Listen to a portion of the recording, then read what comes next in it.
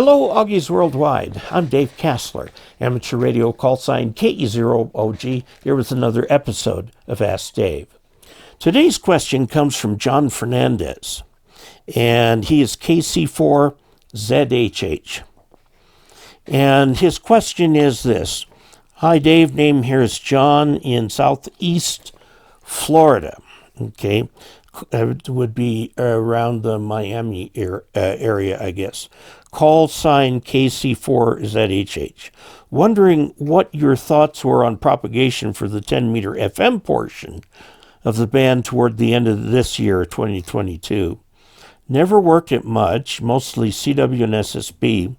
Have a 10-meter vertical and planning on cutting a dipole for the band.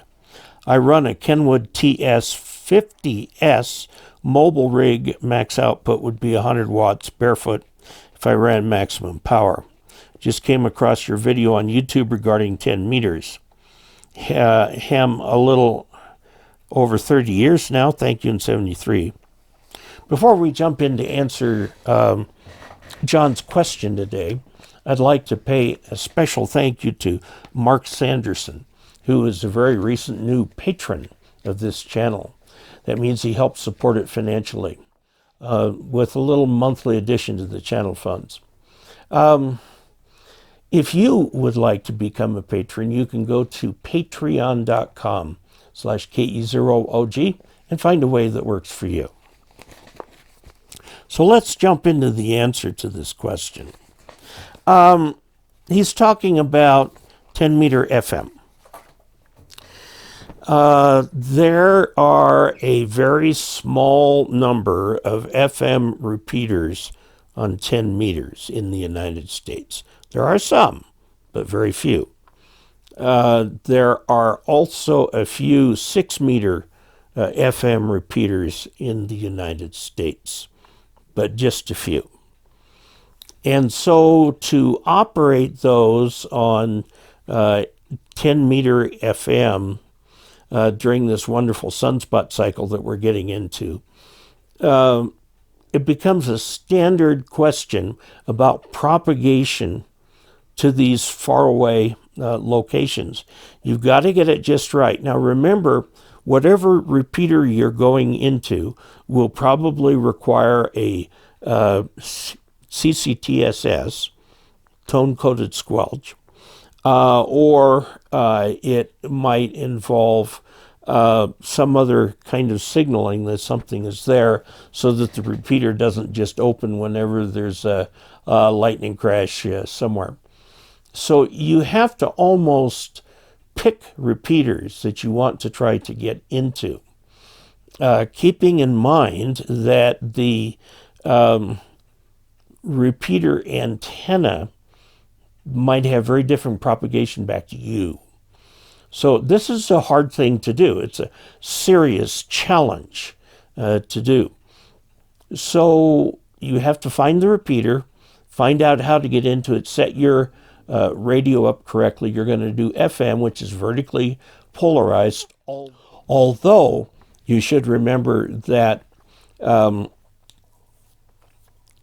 is usually vertically polarized, but when you get into these repeaters, once you bounce off the ionosphere, doesn't matter if it hits it horizontally or vertically, you're going to have circularly polarized waves, two of them coming off the ionosphere, the ordinary wave and the extraordinary wave, and they actually take two different directions.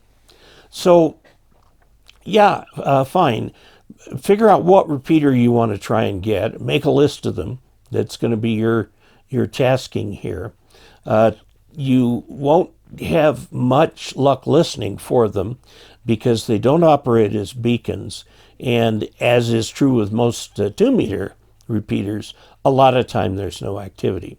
So you'll have to be the one to initiate activity on there.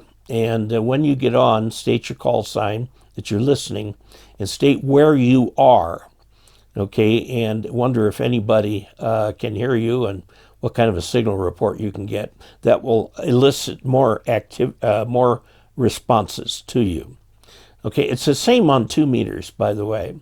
Now, in the FM band, there are 2 repeater slots. Okay, and they both start above 2900 kilohertz. So you'll have to research that and find the right input and output frequencies for these repeaters. So I hope that helps. In summary, you're going to need to learn more about the specific repeater you're going to try and work. Make sure you get your tone-coded squelch right and all that sort of thing. And then go for it. I would say that this is a serious challenge, and even though you raise the repeater, it may take a significant amount of time before you get somebody on there that you can talk to. You might advertise the fact, I don't know how you do that, self-spotting or whatever, to see if you can get people to come on and hear you. Again, you're going to have to operate split because you transmit on one frequency and receive on another. So I hope that helps, gives you something to do for the new year. So there you have it. If you would like to help support this channel financially, go to dcasler.com/support and look for a way that works for you. I particularly favor the tip jar. It's just a one-time tip.